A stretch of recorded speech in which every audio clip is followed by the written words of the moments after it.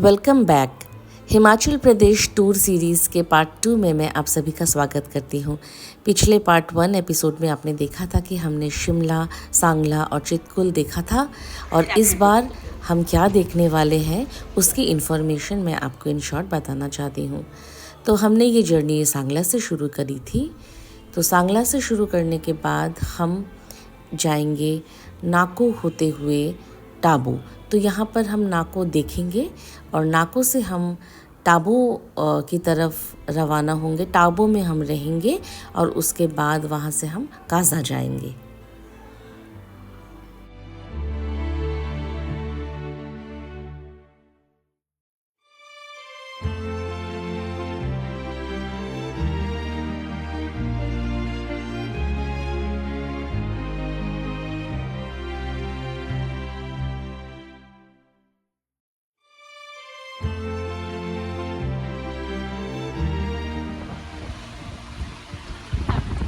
हम नाको की तरफ रवाना हो चुके हैं और रास्ते में जाते हुए ये कासंग सेतु हमको देखने को मिला।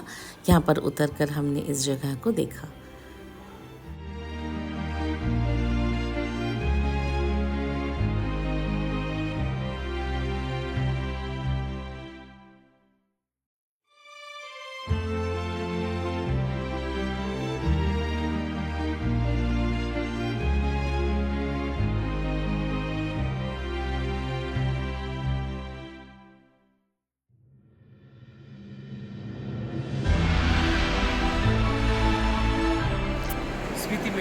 तो अभी हम लोग खड़े हैं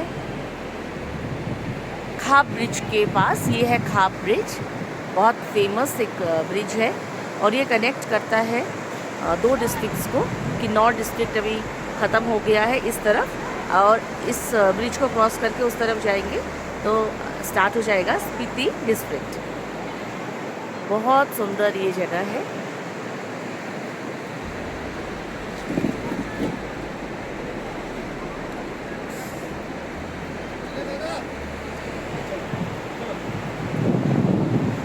ये यहाँ पर जो रिवर्स जा रही है, यहाँ पर दो रिवर बसपा और सतलुज, इसका संगम हुआ है। कलर वेरिएशन भी समझ आ रहा है।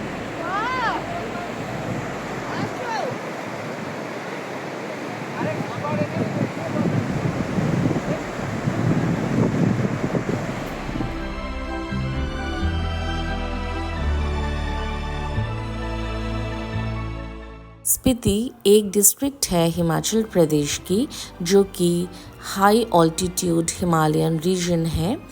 इसका अर्थ मिडिल रीजन भी है या मिडिल लैंड भी है, क्योंकि ये लोकेटेड है बिटवीन इंडिया एंड तिब्बत। जहाँ जहाँ स्पीति में हम जा रहे हैं वहाँ हमें स्पीति रिवर और इसके अलावा और भी कई रिवर्स को हमें देखने को मिलता है। स्पीति की खूबसूरती एक वीरानी सी खूबसूरती है, जहाँ पर पेड़ पौधे नहीं नज़र आ रहे हैं, लेकिन फिर भी यहाँ से आँख नहीं हट पा रही है, क्योंकि ये कोल्ड डेजर्ट है।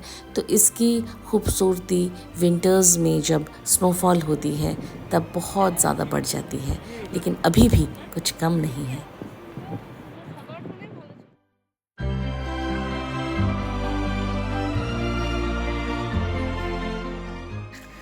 पहुंच गए हैं हम। अभी सब उतर रहे हैं, उतर के जा रहे हैं। बहुत सुंदर नहीं है लेकिन फिर भी।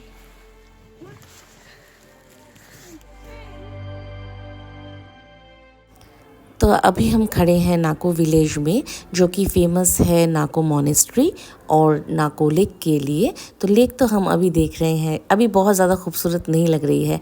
पता नहीं, शायद कभी और अच्छी लग सके। मतलब अगर फ्रोज़न लेक हो तो शायद इसकी खूबसूरती कुछ और नज़र आए।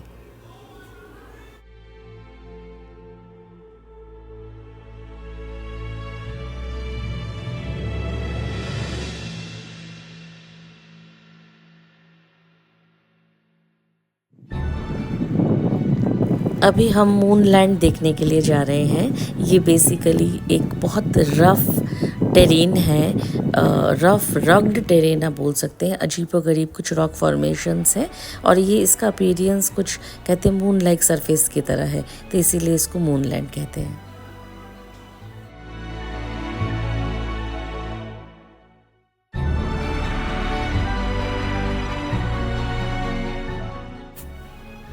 वैसे तो यहाँ पर पेड़ पौधे नज़र नहीं आते हैं, लेकिन कहीं कहीं जो ग्रीनरी नज़र आ रही है वो सारे यहाँ पर एप्पल के पेड़ हैं। इससे पहले सांगला में मैंने आपको काफ़ी एप्पल के पेड़ दिखाए थे। ये हार्वेस्टिंग का सीज़न है, तो अभी हर जगह पर सिर्फ हार्वेस्टिंग हो रही है। एप्पल्स लोड हो रहे हैं, पैक्ड हो रहे हैं, और ट्रांसपोर्टेशन, हमने पूरे अपने टूर में यही सारी चीज़ें एक्सपीरियंस करी हैं।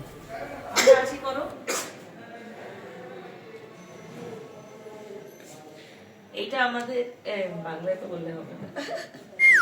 तो ये हमारा रूम है ताबो का, तो इसका छोटा सा टूर करवा रहे हैं।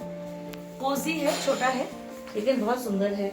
और अभी बहुत रात हो गई है तो हमें कुछ दिख नहीं रहा है, लेकिन उस तरफ शायद एप्पल के पेड़ लगे हुए हैं, एप्पल्स भी लगे हुए हैं। जितना रात को नजर आता है उतना नजर आ रहा है। सुबह मैं दिखाऊंगी आपको। Good morning from Tabo. रात में काफ़ी ठंड थी।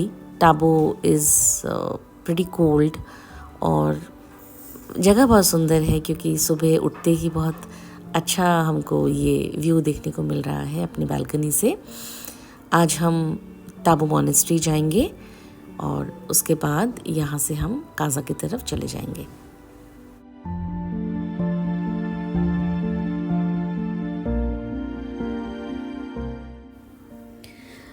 टाबो मॉनेस्ट्री लोकेटेड है टाबो विलेज में, और ये स्पीति की सबसे पुरानी मॉनेस्ट्री है।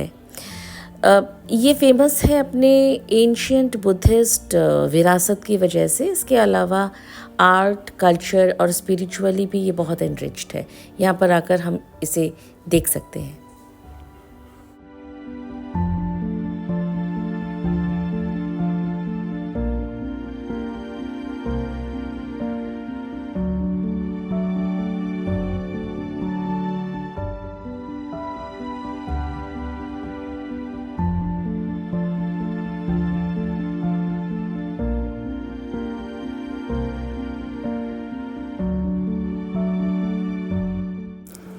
हम ताबो से निकल चुके हैं और हम जा रहे हैं काजा, लेकिन काजा जाने से पहले हम धनकर मॉनेस्ट्री या धनकर गोम्पा उसको देखकर जाएंगे, क्योंकि बेसिकली धनकर मॉनेस्ट्री बीच में पड़ता है ताबो और काजा के। तो पहले उसको विज़िट करके जाना ही बेटर आइडिया है।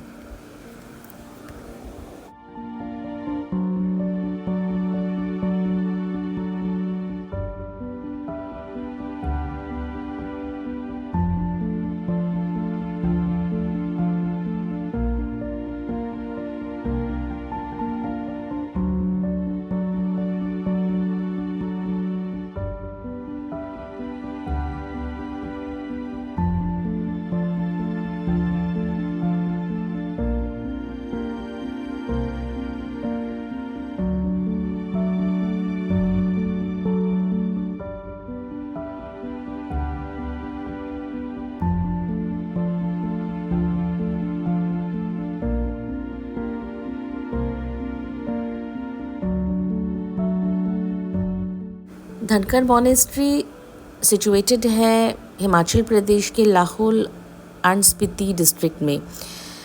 ये बहुत सुंदर विलेज है, एक सुंदर मॉनेस्ट्री यहाँ पर है, जो कि सिचुएटेड है बिल्कुल टॉप ऑफ द माउंटेन के ऊपर। तो ये हज़ारों साल पहले, करीबन 1000 फीट ऊंचाई वाले माउंटेन के ऊपर कैसे इसको बनाया होगा, और ये बनाने के बाद आज तक ये कैसे इतने सुरक्षित हैं, ये बहुत आपको अमेज्ड कर देगी। मतलब आपका दिमाग हिला देगी। यहाँ पर आने के बाद अगर आप टॉप से व्यू देखेंगे तो आपको फुल स्पीति वैली का व्यू नज़र आएगा। One of the important tourist attractions है। इस तरफ अगर आते हैं तो डेफिनेटली इस जगह को आप विज़िट करिए, आपका मन, दिल सब खुश हो जाएगा।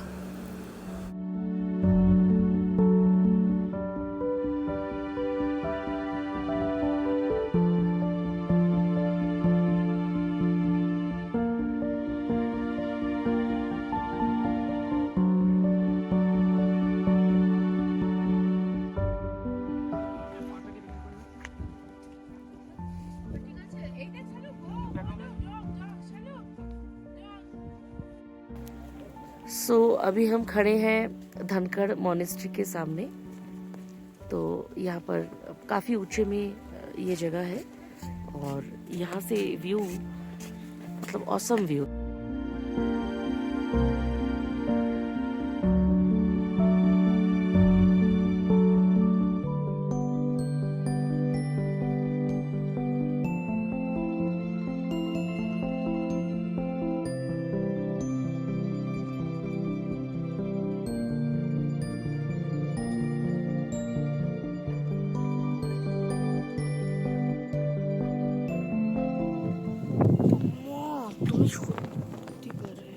ये वो मॉनेस्ट्री है।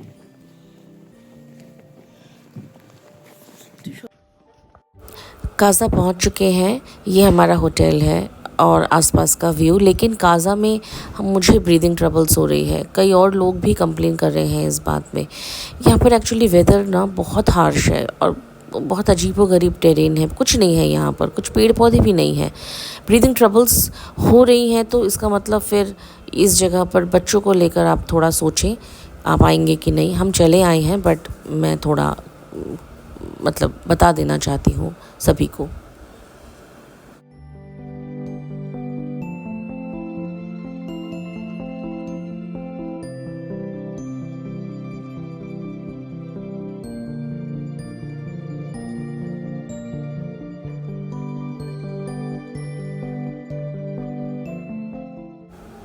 आज हम काज़ा से लांगजा और हिकिम विलेज देखने के लिए जाएंगे। पहले ये एक मॉनेस्ट्री है जो हमने देखी। मैं बहुत अच्छे से नहीं देख पाई क्योंकि मुझे स्टिल ब्रीदिंग ट्रबल्स हो रहे थे। अपने साथ अगर आप कपूर रखते हैं तो वो आपको थोड़ा बहुत रिलीफ दे सकता है ब्रीदिंग ट्रबल से। इसके बाद हम लांगजा विलेज में इस बुद्धा के स्टैचू को देखने आए हैं। एक जाइगेंटिक बुद्धा का स्टैचू है, अबाउट 35 फीट हाइट। और अगर ड्रोन व्यू ले सकते हैं ना तो यहाँ से फुल स्पीति को आप देख पाएंगे। बहुत सुंदर आपको यहाँ पर व्यू देखने को मिलेगा अगर ड्रोन व्यू कर सकते हैं।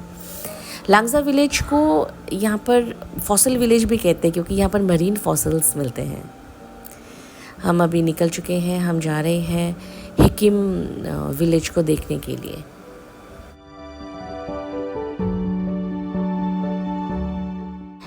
हम हिकिम में हिकिम पोस्ट ऑफिस को विज़िट करने के लिए आए हैं क्योंकि ये वर्ल्ड्स हाईएस्ट पोस्ट ऑफिस है जो कि सिचुएटेड है at an altitude of approximately 14,000 feet in the Himalayas. So ये अपने आप में देखने लायक चीज़ है।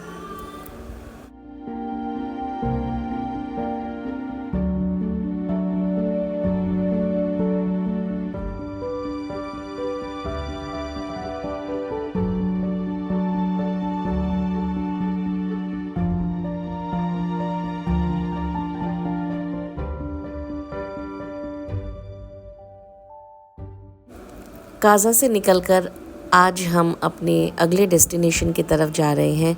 लेकिन उस डेस्टिनेशन का नाम मैं नहीं बताऊंगी, वो मेरे part 3 Himachal Pradesh tour series में मैं दिखाऊंगी, बताऊंगी। यहाँ पर उस जगह मतलब हमारे डेस्टिनेशन पे जाने से पहले हम एक मॉनेस्ट्री विज़िट कर रहे हैं जो कि ग्यू मॉनेस्ट्री है।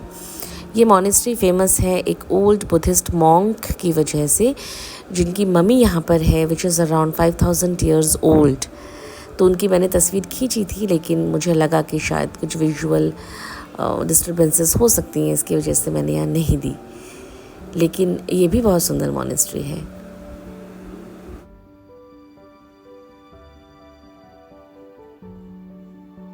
बस ये व्लॉग यहीं तक।